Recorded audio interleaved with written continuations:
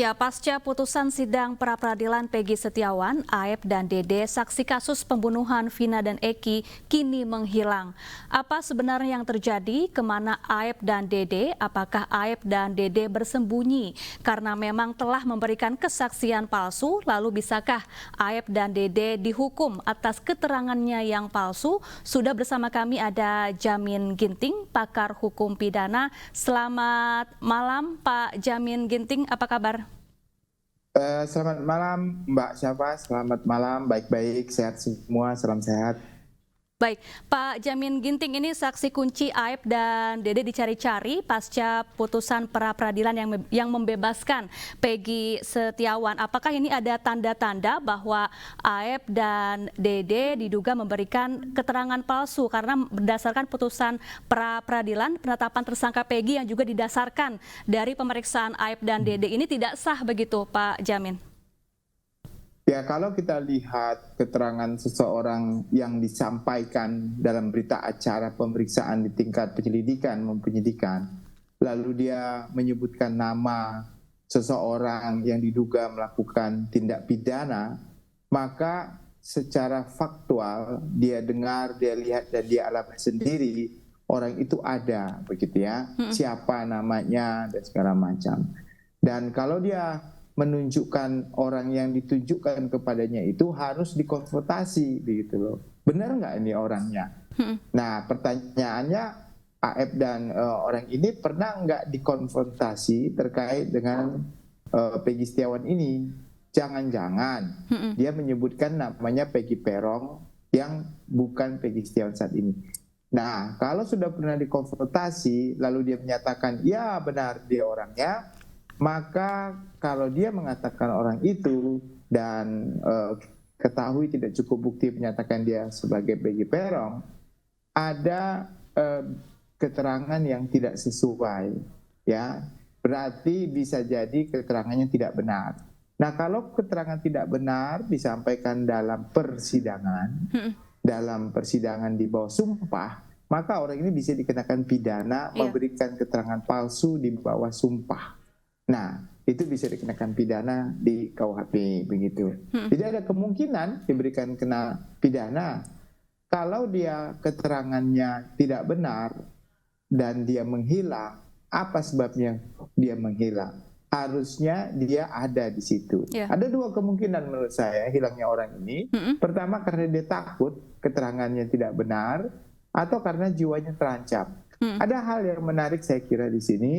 Kalau dia khawatir terkait dengan ancaman, contohnya ancaman bisa saja ya terjadi dari pihak kepolisian yang melakukan intimidasi, bisa kemungkinan terjadi, atau bisa juga dari pihak keluarga Peggy Setiawan atau pihak keluarga korban, siapapun itu yang mengancamnya, dia bisa pergi ke LPSK, ya, lembaga perlindungan saksi dan korban. Sehingga dia mendapatkan perlindungan keamanan dan jiwanya. Sehingga karena apa? Karena jiwanya terancam karena adanya ancaman contohnya. Jadi nggak perlu khawatir.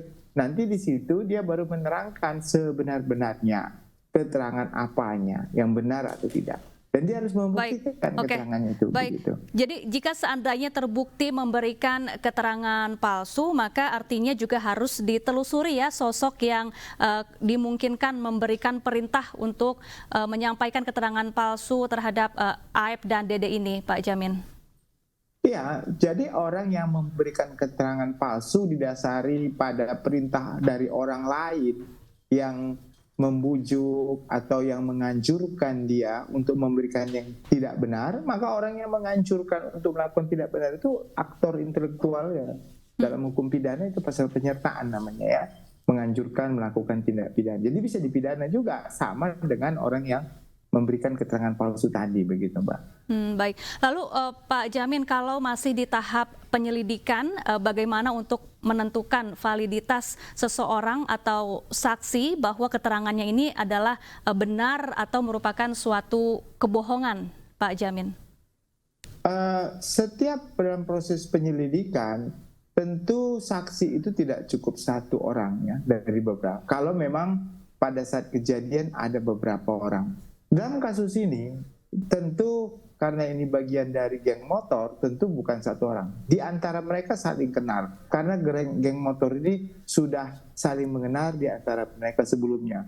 Dan mereka sudah sering berkumpul dan sangat mengenal di antara mereka. Sehingga tidak mungkin salah orang yang menyampaikan itu, kecuali semuanya ini memberikan keterangan tidak benar.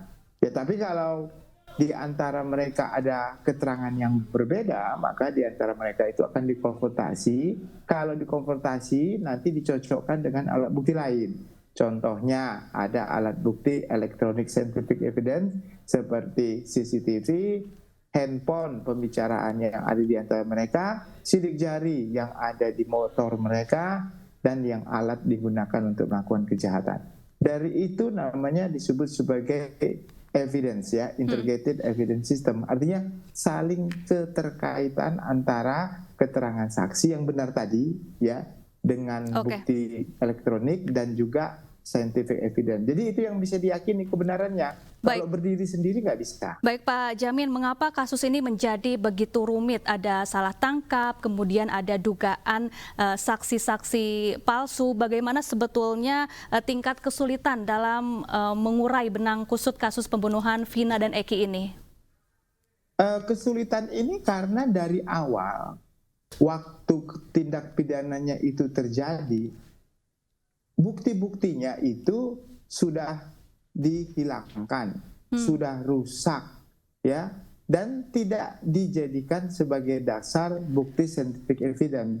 Contoh, kalau kita pertanyakan ada CCTV dan ada dalam keterangan salah satu penyidik di situ ada CCTV-nya tapi tidak dibuka. Pertanyaannya kenapa tidak dibuka?